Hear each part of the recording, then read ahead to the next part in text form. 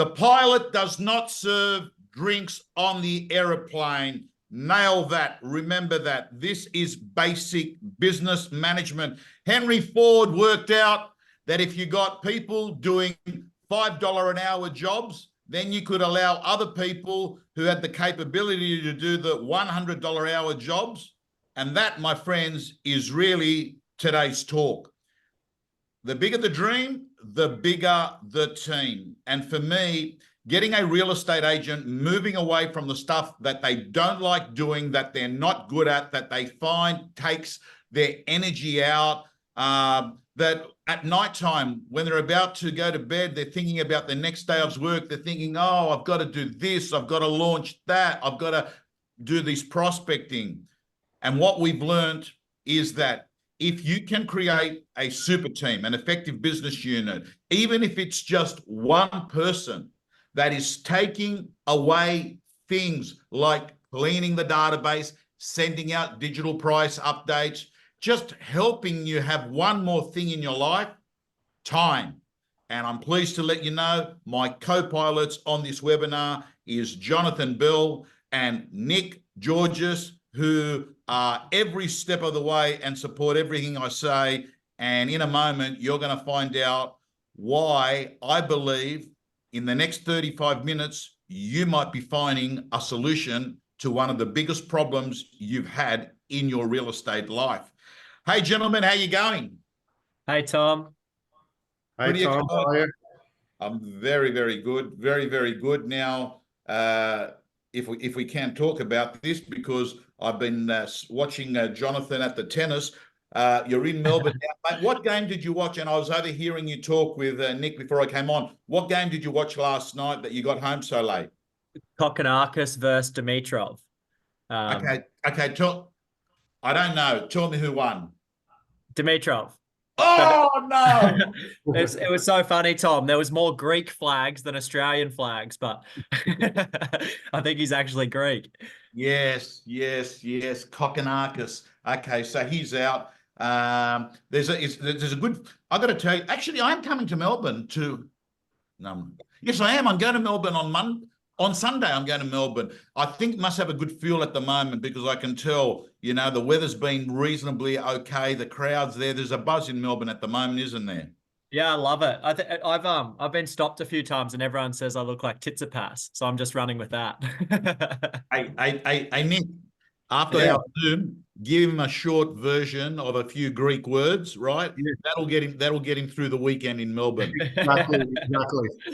I'll tell you all the Greek hotspots. 100%. So, team, I'm going to kick it all off, and I'm going to bring up a slide, and I'm going to show you a slide that sums up real estate. So here is my screen opening up. Let's bring this up here. Just Come here. We press this on there. We come back to Zoom. We share the screen here. And there we go there. As you can see, this is a model. It's a metaphorical, it's a model that I use as a metaphor using karate or taekwondo, if you like, whatever defense sport you're into that uses belts. Black belt to me is where we've got to aim to be in real estate. Black belt is when you're running a 2 million GCI business. If you're running a 2 million GCI business, you've probably got, 3-4 people working with you. And if you're on a split of, say, I don't know, 60%, that leaves you with 1.2. You get for another 300 grand thereabouts in salaries, and you end up having a decent life. But for many real estate agents, it just feels like overwhelming. I can't, this is what most agents say when I say to them, get a PA. Oh no, it's Tom, I can't, I don't need one. Well, I got to tell you, if you don't have one, you are the PA. Let's be very, very clear. If you don't have a PA, you are the PA, right? And I started off today talking about the pilot doesn't serve drinks on the plane. And the truth of the matter is, the reason why is that The pilot in real estate is the lead agent. And if you look at that screen over there, what we're talking about is, what does a lead agent do? They do listing presentations, they manage the pipeline, they run vendor or expectation meetings, they have vendor one-on-one meetings, particularly if it's an auction campaign that's done every week. They negotiate, put deals together, they sell, they go to open for inspections, they do buyer management, callbacks, networking, prospecting, they set reserves, they do auctions, they manage the team, they're doing all the finances of the business. And I've got to tell you, there's a lot of work there, right? And I've got to tell you, it can get really lonely doing all of this stuff and trying to do 3 or 4 deals.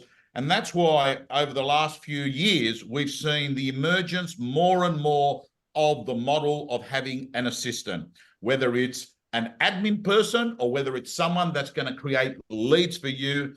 And that's what we want to touch on. So, ladies and gentlemen, I want to move back to this slide for a moment.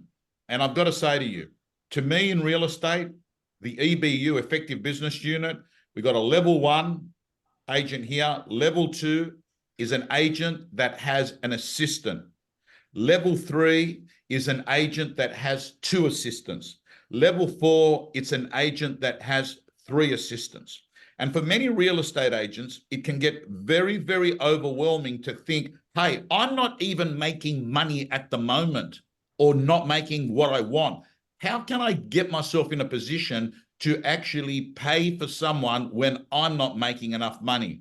And this is the dilemma we're going to discuss today. And not only that, I love putting dilemmas out there, but I also love putting a problem and then giving a solution at the same time. And the reason why we need to nail this is that if you're going to be an agent that is going to be doing at least 5 to 6 sales, you cannot do it on your own on a monthly basis. Yes, 1 sale's fine. You can do the sales advices. You can actually do all the marketing yourself. But hey, we're not in real estate here to make a sale a month. We're in real estate here to be doing 50 sales a month, right? And over. Ideally, become down the path of Josh Tesselin and do 300 sales a year or 320. That's what we're aiming for. And we know that real estate is the highest paid hard work and it's the lowest paid easy work. But we fundamentally need to get people that can do this job here, which what I call a red PA, maintaining files, coordinate diaries, execute a marketing plan, pretty much doing all this low dollar productive activity. That's not great. People don't love it, but it needs to get done. It has a very strong admin focus. And if you're in Sydney or Melbourne, that salary is more like 70 to 80. If you're in other parts of Australia, it's probably 45 to 50 to 60. And it is challenging for a lot of people to have that. Now, the second role here, the Blue PA team, the Blue PA is someone that actually helps you actually get leads and manage buyers. There's a heap of other things there, but fundamentally, it's about creating more listing presentations for the lead agent, number 1, and number 2, helping with the buyer inquiry that comes from real estate and domain and the opens, what have you. I'm going to stop sharing screen for a moment. Gentlemen, I pretty much there gave people a very quick summary of what an effective business unit and a super team is. Now, Jonathan and Nick, I've begun a relationship with them. I'm an ambassador to Wingman. We actually had Jonathan on the Real Estate Gym on Tuesday, and we had an amazing response because he's been able to get a real estate business to go from 0 managements to over 2,000 managements, I think 2 in 4 years. But today's focus is about how Wingman, that's the name of the brand, is helping real estate agents across Australia solve the admin problem of an assistant. Jonathan, Nick, love you to tell me, what is Wingman to you? What does Wingman do? Over to you. Yeah, absolutely. So I'm sure a lot of people have heard about using offshore, and everyone's heard good, bad, or indifferent things. The reason Wingman started is the Filipino culture. So it's a business based in the Philippines that specifically helps real estate salespeople and property management deliver all the back end activities. And one thing that everyone looks at offshore and they think, they think about a call center in a Telstra call center or Optus call center with a really poor level of service and uneducated people. And that's the exact opposite experience that I've found. Every single person within our business has a university degree. They're very loyal. They're very hardworking people. And I've actually never used the Philippines because it's cheaper. It's actually because they're better at the job. So all of those things you just put on that red PA, I personally believe that you can get someone in the Philippines do a better job at it and be more loyal than and work in your business longer than you can get an Australian too. And that's really how we've grown our real estate business. Is we've got 30 offshore staff in our property management business that I personally think provide a better level of service and do the back end better than what I could get an Australian to do. Yeah, well, I've got to tell you, gentlemen, this is not, there's no sales needed in this conversation whatsoever, because the proof is in the pudding. I have been using offshore support, assistants, employees for many, many years, Jonathan and Nick. And you know that I, like you, believe that the model that you've got in the Philippines, the people there, the ethic of these people, and I'm speaking from my own experience, they treat, I'm not joking, team, you get the right person, they act like they own the business, and everyone needs to have someone that behaves and acts in a way as if it's their business. That's the sort of person. I have that with Susan. I have that, obviously, as you know, with Mix, the offshore person. And, you know, Jonathan and Nick, I want to tell you that when we started talking towards the end of last year, and I got introduced to the wonderful team there in the Philippines, particularly the 3 or 4 most senior people, I realized that you've gone off in the last year or so, Jonathan and Nick, and you must have been doing a training academy of real estate associates in the Philippines, because they are just totally au fait with everything. Listing presentation, we got to get that price update out, send out that pre-listing kit. This is these people here, they've entered the university degree of being an assistant to a real estate agent in Australia. Yeah, they know their stuff. Yeah, well, you go, Nick. I was going to say it's a really important part of what we've developed over my time in the real estate industry. I've used VAs, and one of the biggest things that I found is that a lot of the time the training's not there. So the the offshore person's provided to the Australian business, and they're expected to understand real estate platforms and understand legislation and understand lingo. We have a lot of lingo in our industry.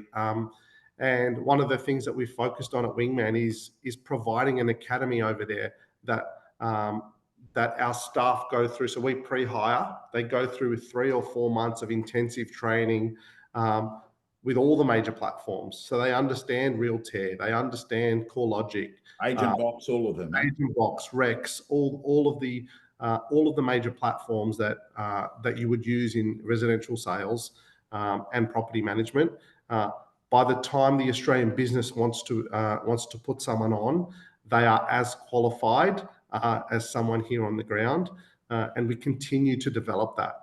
So it's a really important factor to have our university over there, like you mentioned, having our team go through that, and it's amazing that you saw that from a simple dial-in that you had with our team.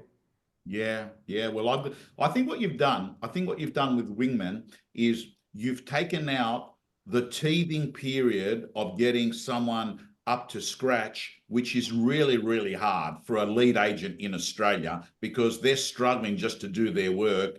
And whether you like it or not, please don't close your computer, because I'm about to tell you something that you probably need to hear, but you don't like to hear. And that is that as a lead agent, you're probably not that good at doing that stuff anyway, right? And there are people that are better than you at doing it. And that's a really good thing, because you're needed talking to buyers, sellers, putting deals together, and on the phone, getting your next appraisals through your chase list. You shouldn't be sitting there, cleaning up things in agent box, right? There are other people that can do that.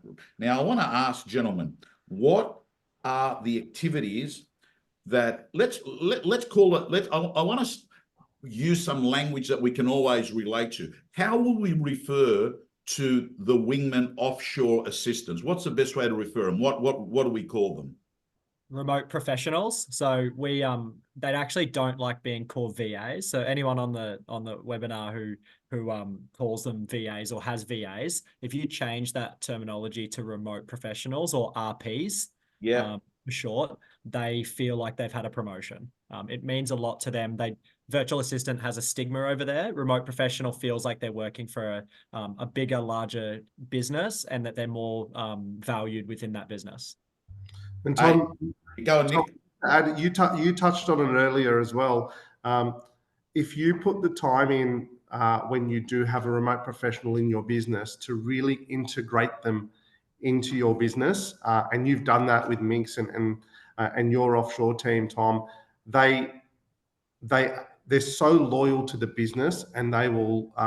When I was over there and I was at our conference at the end of last year, and I'd asked the remote professional, which business in Australia do you work for? They mentioned the business with pride, and they're so happy to. I work for Tom Panos Real Estate. Or I work for this agent. They're so proud of that agent, and because that person's integrated them into their business and quite often into their life. 100%. I can relate to that. They're like family. I mean, recently Mick's had these unnecessary expenses come up because his mother-in-law had passed away, and I just sort of said, man, listen, they're like family. Do what we've got to do, give whatever money we've got to give in advance to help out there. I just want to touch on, so if an agent's watching this right here, right now, right? One of the things that they're going to be thinking of is, what are some of the activities that the remote professionals, that's what we refer to them now, RPs, the remote professionals, what are some of the stuff that you've trained these people in real estate? I'll bring up this slide here, right? So things that they can do: maintain files, admin. We know that they can work the CRM system really well, right? Other things, team? Yeah. So sending out all the agency agreements. So there's office admin, and then there's salesperson admin. So there's probably two parts. So they can do all of the office admin tasks, which is prepare contracts, organize building and pest inspections, literally the whole office that an office would usually have, all the way to working with an agent where they can create sales call lists. So if you've got associates within your business and you want to give them 20 calls, they can go into your CRM system or other platforms with data, and they can actually go and find the 20 most similar houses to a one you've recently sold, send it to you, send it to your associate, so that associate or the agent can then hit the phones that morning. So it gives really good direction to the agent. And then from an office side, everything you just put on that red, they can do on that red PA, literally every single thing. Okay, I'll just bring that up there again, team. And by the way, team, while you're there, pull out your mobile phone and take a snapshot of that, because every person in your team, whether you're using a remote professional or whether you're using local people, they need a swim lane. You need to understand, your team does not have mental telepathy. They can't read your mind. The majority of real estate agents struggle with one thing, and that is they've never really had to manage or drive or train a person. And I think step number one is get very clear with the position description on what is it, what are the unmet needs that my business has that are going to be solved by bringing that person on. Now, I want to ask, gentlemen, you've been doing it for a while. You've had a lot of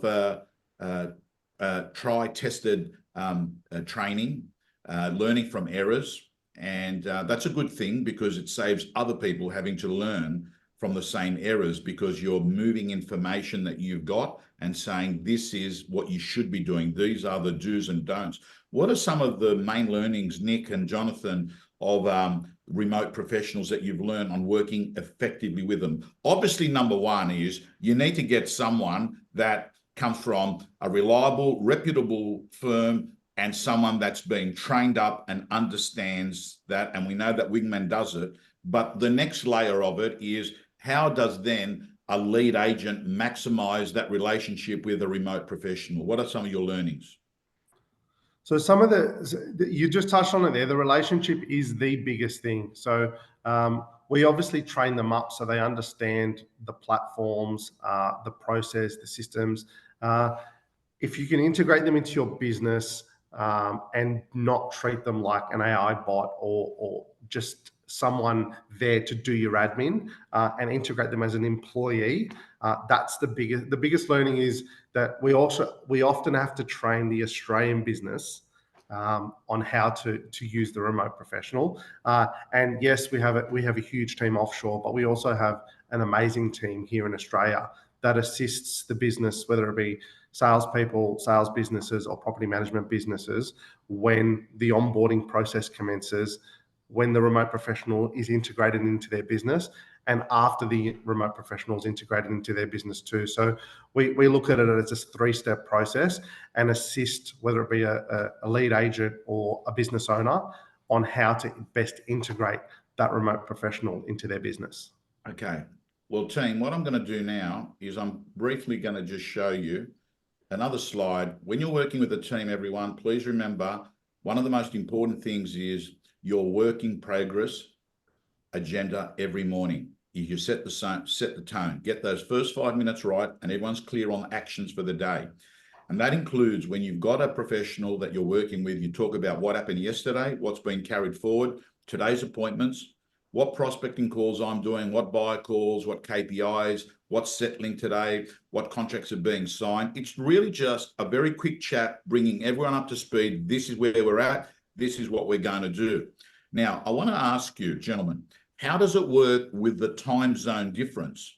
What are the hours the remote professionals normally work out of the Philippines? Yeah, just to go back to that slide as well, Tom, I've got a very similar slide for my businesses. And my offshore person has a meeting with me every single day and runs me through the agenda. All right, Johnny, what have you done today? What do you need me to do tomorrow? What meetings do I need to book in? Who do I need to remind to do what? So they actually run all of that for me, and they actually prompt me to do it. So when I saw that, that just gave me a flashback to every afternoon I do that. And I think having someone in your team who actually keeps you accountable creates a really, really good structure for agents, because they've got so much going on. So having someone stable who's in front of their computer 8 to 10 hours a day, it's like having a rock in your business. And my name's called Jess Villa, and I just believe every business needs a Jess, or every business needs a Susan who works with you. Like, I think you need that rock in your business, especially when you're so sporadic. Okay. By the way, we've got another coincidence. I've got one of my staff, also Filipino. It's got exactly the same surname as what you just mentioned there. Oh, Well. nice. So listen, I just want to ask there. So 2 hours, by the way, Tom, just 2 hours behind, just to answer that question you said as well. So it's 2 hours. So generally speaking, like when it's in Sydney and Melbourne, say at 9 a.m., it's 7 a.m. there. And they work Australian hours, but they appreciate the job so much. They will work more. It's not like they log on at 9 Australian time and finish at 5. They will work with you to do what it takes, to an extent where when I first started the business, we were growing so quick. We were doing end of month for property management, and they were logging off at 2 a.m. to do all the reconciliation. So, you don't want that. But I think that it just understanding that they're loyal, hardworking people, where they become part of your business. If you need them to work weekends, they'll work weekends. Most of the Finish up, Nick. What did you say? I was just going to say, most of the salespeople that use the Wingman service have the remote professional working on a Saturday and a Sunday, cross-referencing open home data and producing reports. So when they come in on a Monday, their call lists are ready for themselves and their associates. So if you're in residential sales, it's a good idea to have them working on the weekends, so that when you're there on Monday, that slide you put up of the karate black belt. Yeah. Would I be right in saying that every layer, so from green to red to get to that black belt, the black belt agents are the ones that are only doing the dollar productive items 100% of the time. And as you go up that ladder, you're doing more dollar productive, both you and your team, and all the other stuff is done by someone else. Okay, gold. So, Nick or Jonathan, whoever wants to answer this, best practice, communication, form of communication with a remote professional. Is it using a platform like Zoom here? Is it using FaceTime, WhatsApp? What are the ways that they seem to be communicating most effectively? It's really, they can communicate in whatever platform. It's more what platforms does the Australian agent or agency use, and how can you get them integrated as best they can. I think WhatsApp for agents, because they can finish up a listing presentation, video call them or send a recording saying, hey, please send an agency agreement for this amount, or please send an appraisal for this amount. It's very easy to communicate with them. And then I do believe in a 30-minute directional meeting every day via Teams or Zoom, where in the morning or at night time, you have a 30-minute chat where, like I spoke about before, where Jess Villa runs through your day and what you want from them, and then what they want from you. Okay. So let's make this assumption. I'm watching this right now, and I know what's going through people's heads. How much is it, Tommy? How much is it? You've built it up. You built it up. How much is it? So I want to just talk about it. If I'm an agent right now and I'm sitting there, I don't know, doing my 20, 30 sales, knowing that I want to go to 40, 50, knowing that I want to sort of start making 300, 400 grand a year instead of the 120 that I'm making.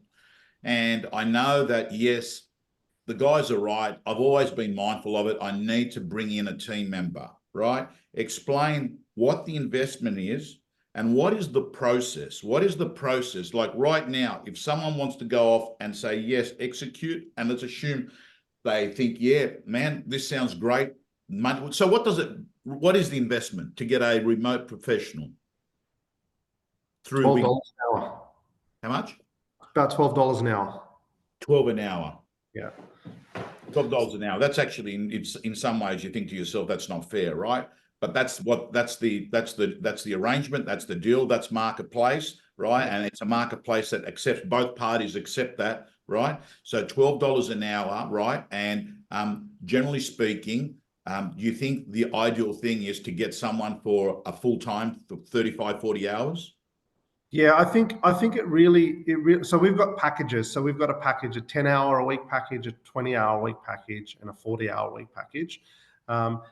I think it depends on where the agent wants to get to, and what the agent wants to achieve, or what the business wants to achieve. So we're working with individual agents, and we're also working with big organizations. So it's really customized to what the agent wants to achieve. But I'm a big believer in one of the things that we do at Wingman is we don't have any lock-in contracts. So we really put the onus back on us to provide really good quality candidates. I would be, if I was a sales agent doing 200,000 to 300,000, I would be putting on a full-time person, getting the relationship going, getting your structure, getting your week right, and just focusing on the dollar productive items. I'm a big believer. It's for $12 an hour. I know you touched on it earlier, Tom. It doesn't sound like a lot of money here in Australia, but when I went over to the Philippines and saw the impact that we were having on families and individuals, Jonathan mentioned his remote professional, Jess Villa, talking to us about the home that they purchased off the back of working for Wingman, working with Housemark and Jonathan for the last 2 or 3 years. And it doesn't seem like much here, but we're actually changing lives over there. And that's one of the things that's really driving us as a business.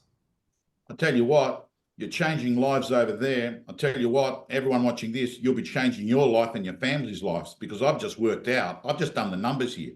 Mate, 40 hours to get someone that's got skin in the game, 40 hours a week, that's $480.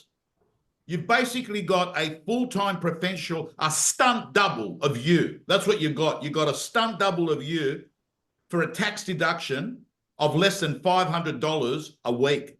So this whole thing in your head that you've always had, oh, I'm going to put someone on, it's going to cost me 70 grand, where am I going to get it? It's not. It's costing you $500 a week. And if it's not working out, guess what? You're not going to die. You end the relationship, but you probably won't. You'll probably be putting on a second one on, because once you get a taste of having time back on and the ability to be hitting the phones, talking to buyers, talking to sellers, putting deals together, and having your team in the Philippines pick up the trail of destruction behind you, everyone's happy, right? That's what we've got to aim to do. So do us a favor. What's the first contact point? I don't want to call in your mobile phone. Is it what's the best way for someone that turns around and says, you know what, like, I thought it was going to be a lot more than that. I want to go off and actually explore it and maybe get someone on. Where do they go, Nick? Wingman?